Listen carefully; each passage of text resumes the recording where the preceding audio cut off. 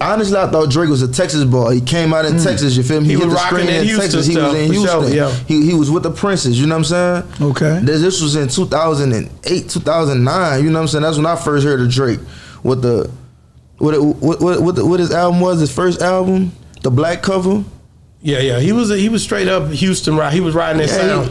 I never knew Drake was from Canada until I started doing my research. And honestly, let me tell you how that Drake from Canada stuff got pushed off, in my opinion. People was hating on that man. Yeah, we on Boss Talk 101. Yeah, we gonna talk. Today, and Master P was willing to go to Jay Prince. You know, this the biggest guy that I could connect to that's doing more than what he doing what I'm trying to get into doing. Right. Let me go connect with him. You know what I'm saying? I ain't saying Birdman didn't do the same thing, but Birdman was more focused on, man, we about to sell these records, we booming these records, we doing our own thing. Like, the people gonna come out at us. And they made it work from there. Right. But it's two totally directions. You feel me? I think when you look at just all of the culture and the music, I think a lot of time when I ask people about the best music out now, the favorite songs out now, they say, man, the females taking over.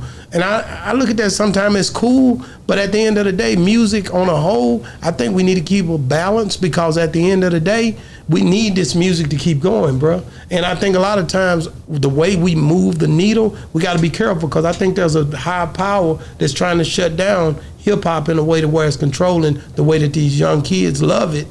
They want to try to change it. You see what I'm saying? It's already controlled. Right. You know, it's not going to control. I remember when we was on Warner Brothers, they explained us they don't want any what they call urban music over a 6th grade level. Right. So that culture rap, all the Nubians, all of that stuff you don't hear. Before Common was Common Sense and Nostradamus. They button up shirts. They mine in America. So it ain't like I said before, when the South came in, we were talking about that earlier. When they came in with Mike Jones with a distribution deal, they don't want no development. They don't want the major to give them $300,000, because before majors was giving money. Now they find out, well, we did $1 million in the strip club. Ain't nobody did. But they got together and did them app scans with that shit, brought it in, just distribute this shit for us. Now, unless you got 1 million views, you can't go to a major. Now multiple millions. 1 million views don't get you that no more. What about Kendrick? This dude, man, how does he stay out of his grandmother from Rosecrans, right? Mm-hmm. How does he stay out of being because people say, oh, he's not a gang member. He's not in no gang. You don't have to be a gang member. How does he maneuver around? Everybody don't see. Most of us as gang members, because we were mentally lost, and we were looking for affection from somebody. Yeah. When you grow up whole, you don't need nothing of that. You can be right there and be in it. And most of the brothers is that when they see you going somewhere, they're gonna protect it. Facts. Because bottom line, we don't want everybody with a demise. We want our homies to do better and do what they can do. So when you find out that, okay, this little dude is talented, he can do, I never even knew he rapped. I used to see him and I seen him one day when, what's his name out of Watts? J-Rock. When J-Rock got put on Warner Brothers, I had an artist on Warner Brothers, and they gave an industry party, and Kendrick pop up. Like, hey, Mark, what's up, man? I'm like, damn, I'm thinking, well, he just hang, because his people, he got some relatives from the Nickerson Gardens. Then I seen him, J-Rock opened up for the game. Opened up for the game. I see him on the stage, but everybody from Compton was on the stage, right? Yeah. And I'm like, okay, I'm in Florida robbing banks. He said, man, that little dude stay across the street from your mother's house. You seen him? Like, seen him. He said, man, go look at Source Magazine. He on the front of Source Magazine with Dre. Like, Kendrick? Like, bam, just popped up like that.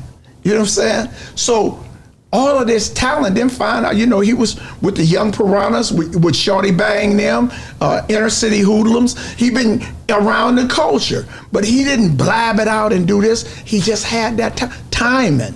And it came at the right time. And he got in that lane and stayed in it. He didn't have to take a side. Right. He didn't have to take the Crip side. He didn't have to take the Pyru side. He's just Kendrick. The OGs respected what he was pushing as well. You know? Wow. So they got behind that. Definitely, I ain't gonna lie, I rock with him. I love the fact that he's a family guy and he's doing his thing. I definitely, that everything I say is definitely not against Kendrick. My thing is against the fact of you came down to the South, but you didn't show the love you showed to the East and the West Coast. But second, What you mean you didn't show the love? What I said. Kendrick would have brought out. He would have brought out Lil Wayne. Lil Wayne didn't want to come out. Lil Wayne ain't want to come out. He couldn't. He rocking with Drake. That's his. He's very loyal to his artists. Who told you that? I see it. Did you talk to him about that? I told it. I look at niggas' moves. No, the way he move, he ain't gonna come out with no. He never defended Drake. He definitely defended him. What did he say? By not coming to the Super Bowl. No, he wasn't. That's why. No.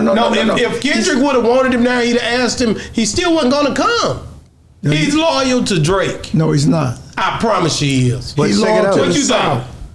I don't think to the South. I know he's loyal to the South. And Drake is from Canada. No. He that Young Money stuff. Nah, honestly, you wrong there, OG. Cause check it out. Drake that's the most money he ever made. Who? Lil Wayne. Okay. You know what I'm saying? Yeah. So he loyal to his situation for sure. I know that's to what the it situation, to the money situation.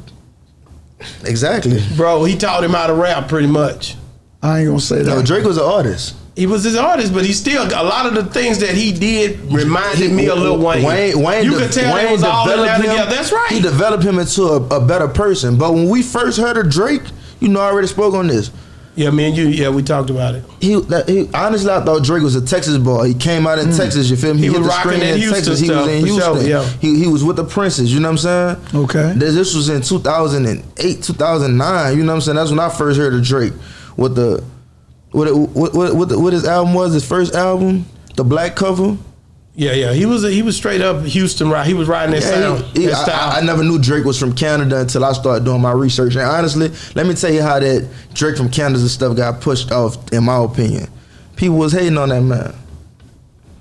He ain't even from America. He ain't from Canada, you know what I'm saying? But he blossomed right under y'all nose, you know what I'm saying? Right where y'all could have came up from in the South is where he came up from, doing music. Right. He was already on TV. He was already on Nickelodeon. Yeah, true. But he didn't have any music background. Okay. You know what I'm saying?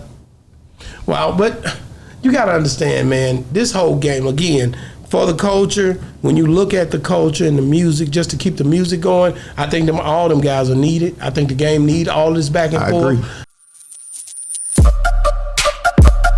Yeah, we on Boss Talk 101. Yeah, we gonna talk.